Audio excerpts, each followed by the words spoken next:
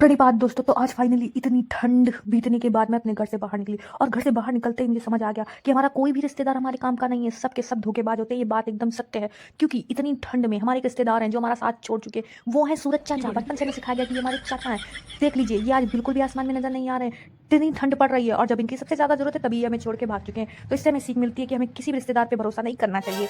जब ये ठंड में काम नहीं आ रहे तो कहाँ काम आएंगे। और इस जानवर को देखिए, हमारा छोड़िए, हमारे पास तो घर है, दो कमरे हैं, लेकिन इस जानवर के पास क्या, ये बेचारा तो रात में भी ठंडी में कांपता रहता होगा। इससे देखने के बाद, इसको हालत देखने के बाद मुझे फाइनली प्रेरणा मिली और मैं बाहर निकली। बाहर निकलने के बाद मुझ जैसे इंसान इधर उधर घूमी, दुकानों पे ढूंढा, क्योंकि मुझे कुछ खाने का चाहिए था। तो मैंने सबसे पहले सोचा कि दूध लेते हैं, उससे चाय बन सकती है, क्योंकि इतनी ठंडी में चाय की बहुत ज़्यादा ज़रूरत होती है। फिर मैंने इस दुकान से दूध लेने के बाद फाइनली मैं आगे बढ़ी, क्योंकि मुझे जानवर को खाना भी चाहिए। तो यहाँ पे निकलने के बाद मुझे और भी प्राणी दिखे, कुछ नर कुछ मादा। ये लोग इतने ज़्यादा कपड़े पहनकर चल रहे थे, सिर्फ और सिर्फ ठंडी की वजह से और सूरज चाचा के धोखा देने की वजह से, वरना इतने कपड़े पहनने की जरूरत नहीं पड़ती। उसके बाद इतनी ठंडी में भी पूरे 10 मिनट तक बाहर रहने के बाद, इतना स्ट्रगल करने के बाद मुझे फाइनली एक दुकान दिखी जहाँ मुझे कुछ खाने का मिल सके। तो मैंने सोचा क्यों ना कुछ अलग खाते हैं। ठंडियों में जो कोई नहीं खाता वो है चाय और पकौड़े। इतना अलग सोचने के बाद मैंने सोचा अब खा ही लेते। तो मैं फटाफट इस दुकान पर चल के पहुंच गई और पकौड़े बनाने के लिए इनको बोला।